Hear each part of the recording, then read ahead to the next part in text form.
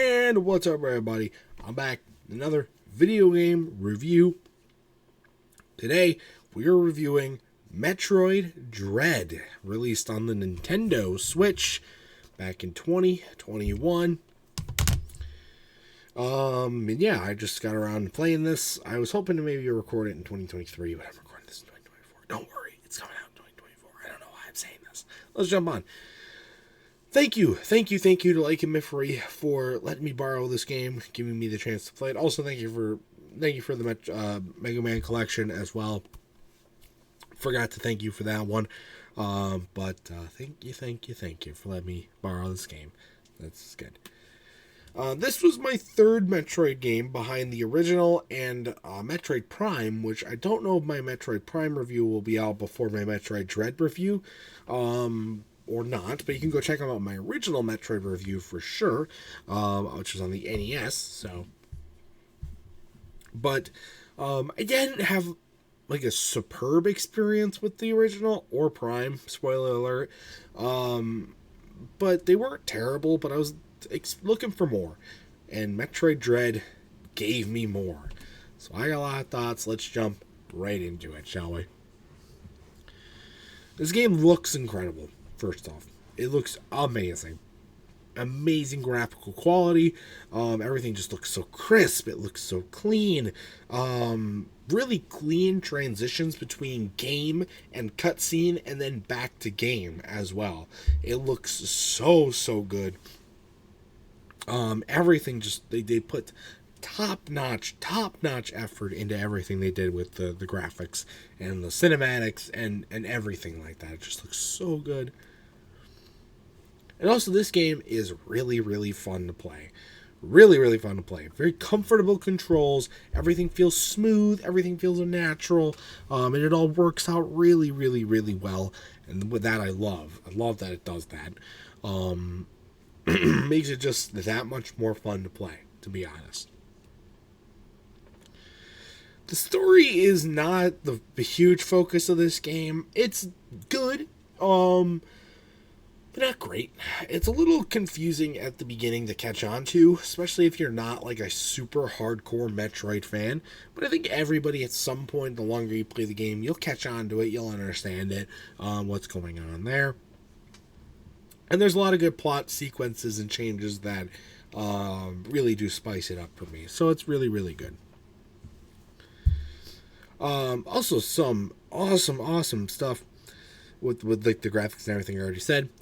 The aiming part, you have to hold down like the shoulder button to aim, like the left shoulder button to aim, and that can be pretty annoying. You do get used to it though, which is good. And it's just weird because sometimes you gotta aim like if you want to aim down, but not all the way down. Like this is like level. You don't want to like down all like this. You want to aim like this, right? You don't hold. I don't have the Switch with me. Oh, here's a Joy-Con. I can show you what to do. So let's brush this thing off here real quick.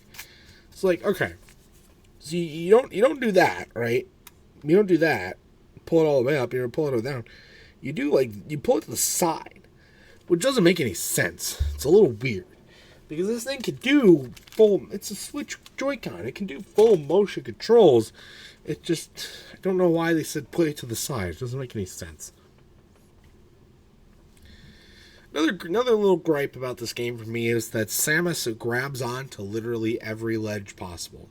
And this is not like a super annoying thing, but it gets very annoying when you're running away from those Emmy things and trying not to die, and then Samus grabs onto a ledge and you have to like waste 5 seconds to get off, and here comes the Emmy just picking up speed, running towards you.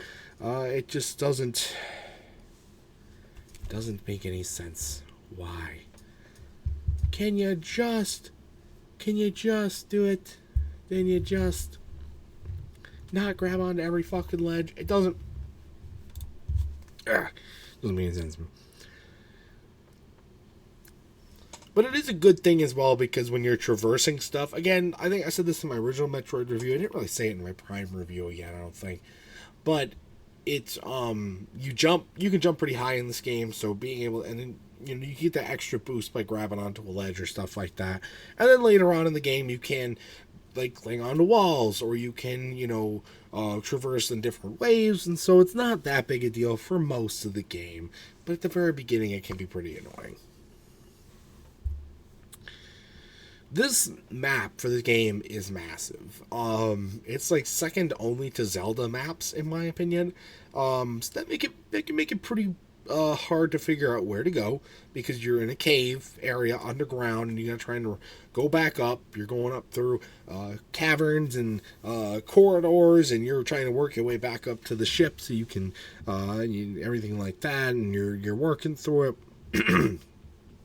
And you can teleport between stuff, and so you can get lost pretty easily.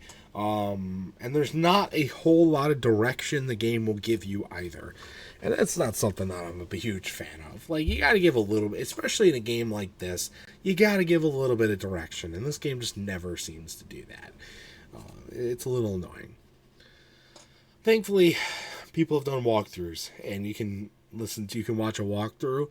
But why do you have to watch the walkthrough? Just give us some direction. Doesn't make any sense. The amiibo functionality, at least for what I did, because I scanned in a Metroid amiibo. Well, this is Samus amiibo, but I scanned Samus amiibo in. It's you get extra energy. Okay.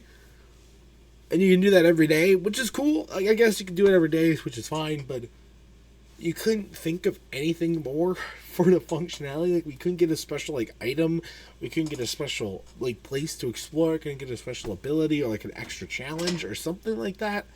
I don't know. I mean, the Mega Man collection, those games suck, in my opinion. But that had good amiibo thing, right? Why couldn't Dread have that? Doesn't make sense. But luckily, they do add some extra stuff to the game. The rushes at the it's like extra stuff that you can do for the game. Those are cool. You can, it's just extra content, and extra content in the game that you don't have to pay more for is rare in these days. But it's always welcome. It's always good.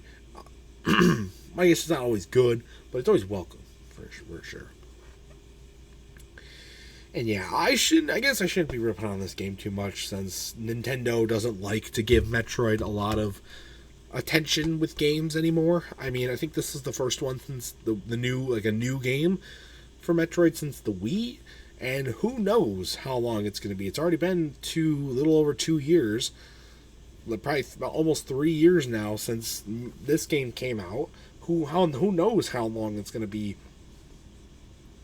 for the next one. So I should be glad. But this is an awesome game.